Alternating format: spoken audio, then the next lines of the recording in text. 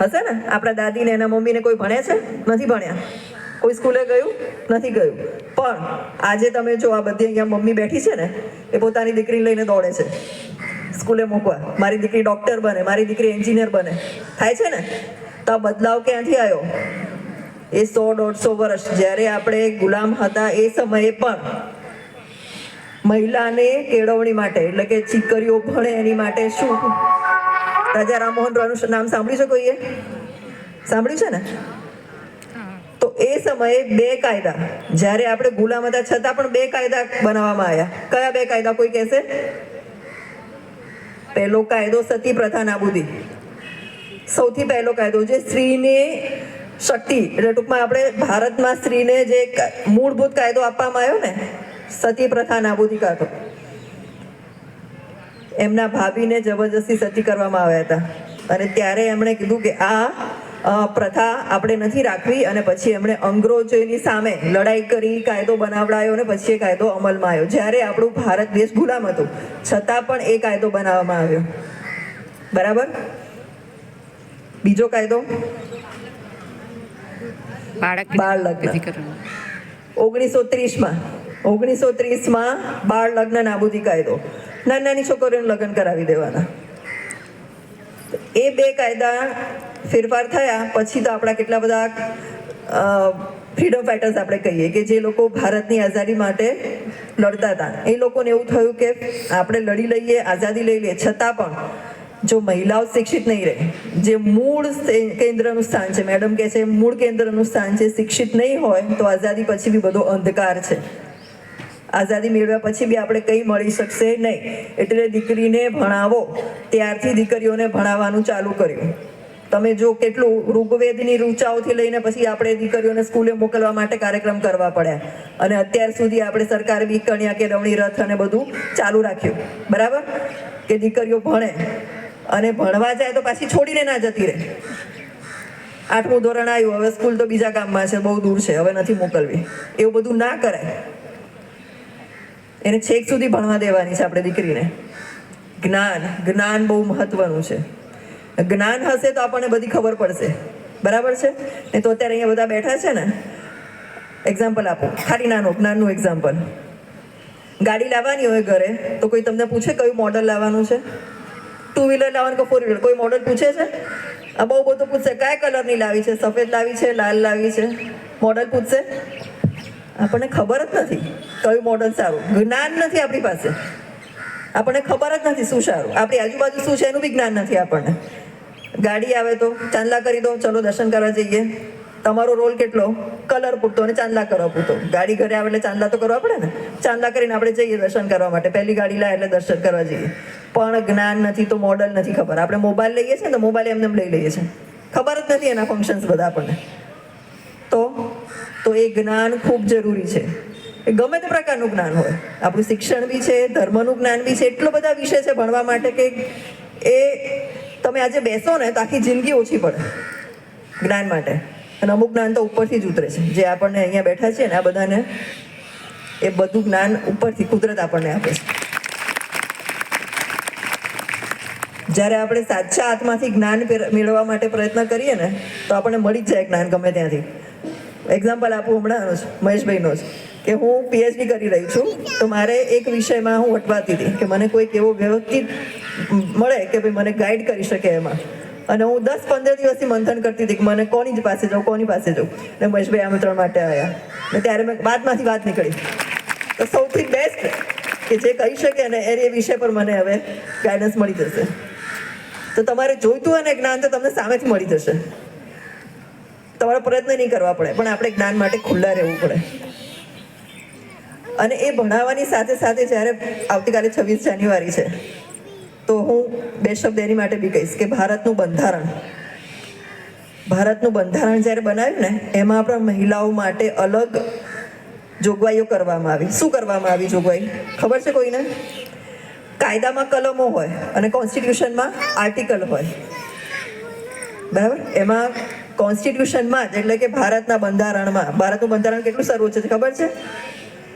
કે આપણા રાષ્ટ્રપતિ છે ને એ બી બંધારણના શપથ લઈને એમની જગ્યા ગ્રહણ કરે છે કે હું ભારતના બંધારણને વફાદાર રહીશ એમ કરીને પછી એને પોતાની જગ્યા ગ્રહણ કરે છે.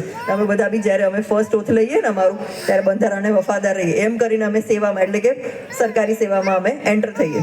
તો એ બંધારણમાં એવી જોગવાઈ કરવામાં આવી કે દરેક સરકારી નોકરીમાં સ્ત્રીઓને સમાન તક મળશે. સમાન તક દરેક સરકારી નોકરીમાં. એટલે તમે જોઈ શકો છો કે મેડમ બની ગયા એરફોર્સમાં, હું પોલીસમાં આવી ગઈ, આ બધા પ્રોફેસર બની ગયા. પ્રોફેસર છે ને મેડમ? હા, તો પ્રોફેસર બન્યા. કોઈ તમને ટીચર દેખાય છે, કોઈ નર્સ દેખાય છે.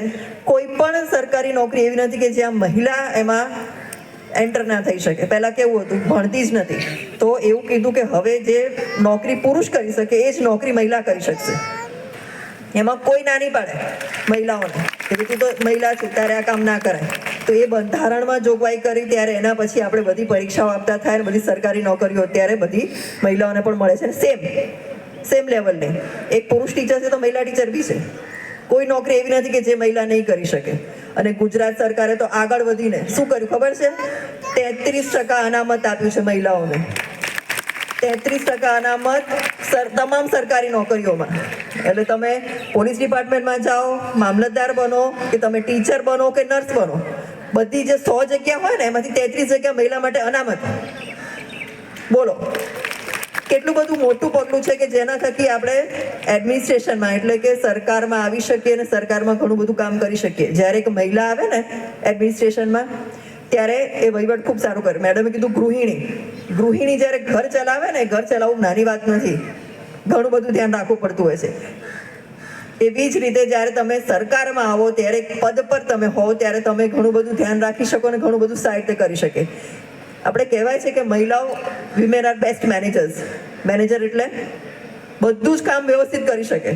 મેનેજર એટલે એને ફટાફટ બધું હવે શું કરવાનું છે, હવે શું કરવાનું છે, હવે શું થશે, એના પછી મારે શું કરવાનું છે બધી એને ખબર હોય, એને મેનેજર કહેવાય.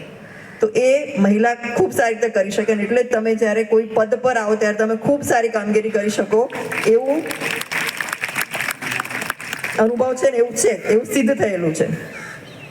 અત્યારે આપણે જોઈએ છે ને 10મા 12મામાં દીકરીઓ નંબર લાવે છે, પહેલો નંબર, બીજો નંબર, બરાબર ને? તો કેટલો ગર્વ થાય છે આપણને.